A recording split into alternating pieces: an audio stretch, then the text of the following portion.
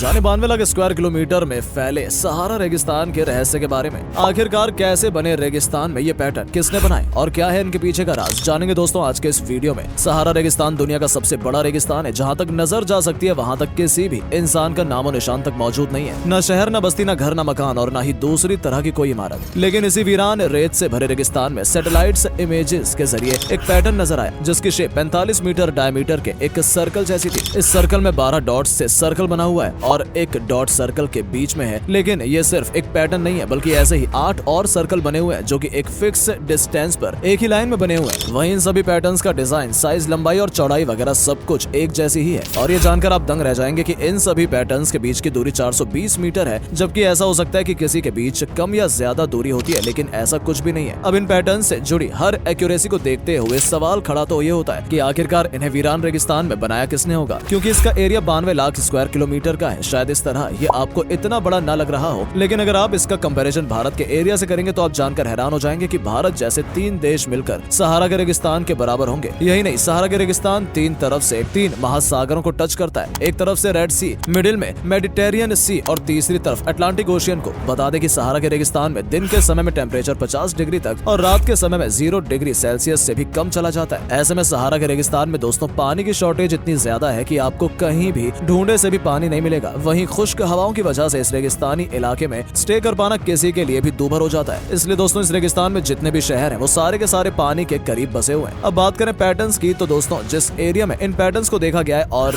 वो अल्जीरिया में आता है और अल्जीरिया में मौजूद इन सलाह नाम की एक बस्ती से करीब 160 किलोमीटर की दूरी पर ये पैटर्न मौजूद है। आपको बता दें कि इन पैटर्न्स को क्रिस्टफ हाब्सन नाम के एक प्रोड्यूसर ने इन पैटर्न्स को 2021 में गूगल अर्थ पर इन पैटर्न्स को नोटिस किया था। इन पैटर्न्स के स्ट्रक्चर्स की वजह से उसे ये जानने की इच्छा हुई कि आखिर ये माजरा क्या है। इसके लिए उसने मैक्सर टेक्नोलॉजीज नाम की कंपनी से कांटेक्ट किया। बता दें इस कंपनी का काम सैटेलाइट के जरिए गूगल के लिए फोटो खींचने का है। इसके बाद कंपनी के डायरेक्टर ने उसे बताया कि ये फोटो कैप्चर करने में आई प्रॉब्लम नहीं है बल्कि ये पैटर्न सहारा के रेगिस्तान में ही बने होंगे, इसलिए कैप्चर हुए हैं। इसके बाद दोस्तों इस आदमी को इन पैटर्न्स के बारे में जानने की और भी दिलचस्पी हुई, इसलिए इसने आर्कियोलॉजिस्ट से लेकर वहाँ के ऑफिशियल्स और टूर ऑपरेटर से उसने कांटेक्ट किया और जानकारी हासिल करने की कोशिश की। लेकिन उसने उन पैटर्न्स के बारे में जिससे भी पूछा उनमें से किसी को भी इनके बारे में कोई भी आइडिया नहीं था। इन सारी खोजबीन में उसे कई महीने लगे और फिर उसे डाउट हुआ कि कहीं ये सीस्मिक सर्वे के निशान तो नहीं है। बता दें सीस्मिक सर्वे एक ऐसा तरीका होता है जिसके जरिए जमीन के अंदर मौजूद चीजों को ढूंढने के लिए इस्तेमाल किया जाता है, जैसे पेट्रोल। इस तकनीक में एक मशीन का यूज किया जाता है जिसमें हैमर लगा होता है। इस हैमर की मदद से जमीन में वाइब्रेशन पैदा की जाती है और वाइब्रेशन की वजह से जो वेव्स पैदा होती हैं उन्हें सीस्मिक वेव्स कहा जाता है। ये वेव्स दोस्तों जमीन में जाती हैं और अंदर की प्लेट्स के साथ टकराकर लौटती हैं। इन लौटी हुई वेव्स को एक रिसीवर द्वारा रिसीव कर लिया जाता है, फिर इनकी कंप्यूटर प्रोग्राम की मदद से स्टडी की जाती है और पता लगाने की कोशिश की जाती है कि जमीन में ऑयल है या नहीं। लेकिन दोस्तों ये पैटर्न्स उसी सर्वे की वजह से बने हैं या नहीं, ये बात क्लियर नहीं थी। इसलिए इसे जानने के लिए यूनिवर्सिटी ऑफ टेक्सास में कांटेक्ट किया गया, क्योंकि यहीं पर मौजूद है बॉब हार्डिस जो कि दुनिया के सबसे बड़े सीस्मिक सर्वे के जानकार हैं। बॉब हार्डिस ने इन इमेजेस को देखकर साफ मना कर दिया कि ये सर्वे के पैटर्न बिल्कुल भी नहीं है, क्योंकि इस सर्वे में इस्तेमाल होने वाली कोई भी मशीन इस तरह के पैटर्न क्रिएट नहीं करती है। दूसरी बात, अगर किसी कंपनी के सर्वे के दौरान किसी तरह की मार्किंग होती भी है तो ऑयल वगैरह न मिलने पर किसी भी तरह के मार्क्स वगैरह को मिटा दिया जाता है। अब दोस्तों ये बात भी कंफर्म हो चुकी है कि ये निशान किसी और ही चीज के हैं। तब इंटरनेट पर सर्च के दौरान एक ऐसा डॉक्यूमेंट मिला जिसमें 1885 के वक्त के कुछ कुओं का जिक्र था और सिर्फ कुओं का नहीं बल्कि कब्रों का जिक्र भी किया गया था जो कि सर्कुलर थी और इन्हीं पैटर्न से मिलती जुलती थी। यही नहीं, उनकी लोकेशन के बारे में जो जानकारी दी गई थी वो भी पाए गए पैटर्न से सिर्फ 10 किलोमीटर की दूरी पर थी। बता दें अफ्रीकन सहारा में इन टॉम्स को ट्यूमुलस कहा जाता है। इन ट्यूमुलस के बारे में पता करने पर पता चला कि इन्हीं में हजारों साल पहले सऊदी अरब के राजा महाराजाओं को दफनाया जाता था। लेकिन जिन टॉम्स का जिक्र डॉक्यूमेंट में था उनके डिजाइन में और पाए जाने वाले पैटर्न्स के डिजाइन में काफी फर्क था। इसलिए और ज्यादा क्लियरिटी के लिए एक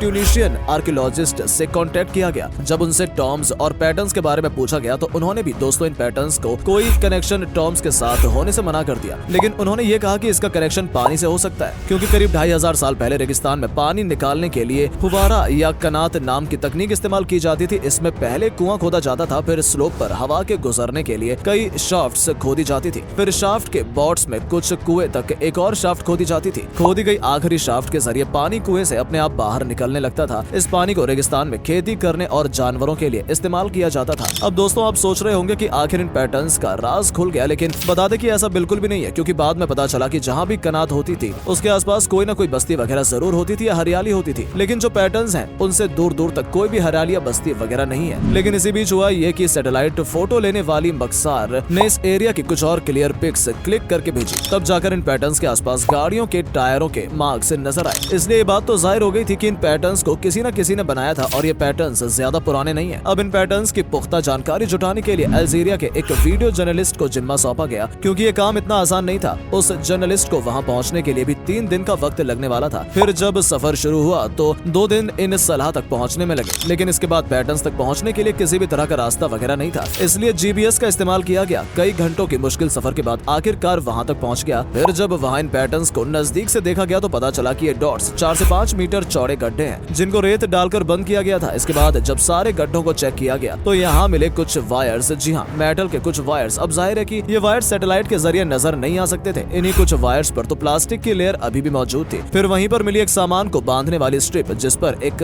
एक्सप्लोजिव्स और अम्यूनिशन बनाने वाली कंपनी की मोहर लगी थी। फिर पता चला कि इन गड्ढों में डायनामाइट था। यही नहीं, वहीं पर आसपास कुछ फूड कैंस भी मिले, जिन पर कंपनी का नाम अब भी मौजूद था। जिस कंपनी के ये फूड कैंस थे, जब उस कंपनी से कांटेक्ट किया गया तो उन्होंने बताया कि इस तरह की पैकेजिंग कंपनी द्वारा साल 1958 में की जाती थी। लेकिन आखिर इन गड्ढों में डायनामाइट्स को क्यों लगाया गया था, ये जानने के लिए यहाँ के लोकल गाइड्स से कांटेक्ट किया गया कि शायद वो यहाँ तक किसी को कभी न कभी लेकर आए हों। इसके बाद मुलाकात हुई एक पुराने गाइड से, जिसने बताया कि क्रेप्स नाम की एक फ्रेंच कंपनी के लोग यहाँ पर किसी काम से रहे थे। बाद में पता चला कि इस कंपनी को 1950 से 1960 के दौरान इस एरिया में ऑयल ढूंढने के लिए कॉन्ट्रैक्ट दिया गया था। अब क्योंकि उस दौर में आज जैसी मशीनें तो हुआ नहीं करती थी, इसलिए उस दौर में सिस्मिक सर्वे के लिए गड्ढे खोदकर डायनामाइट का इस्तेमाल किया जाता था और ऑयल ढूंढने की कोशिश की जाती थी। तो दोस्तों, इस तरह इन पैटर्न्स के बनने का राज खुला। आपको ये वीडियो कैसा लगा हमें कमेंट करके जरूर बताएं, और वीडियो पसंद आया हो तो पेज को फॉलो लाइक जरूर कर लें। धन्यवाद।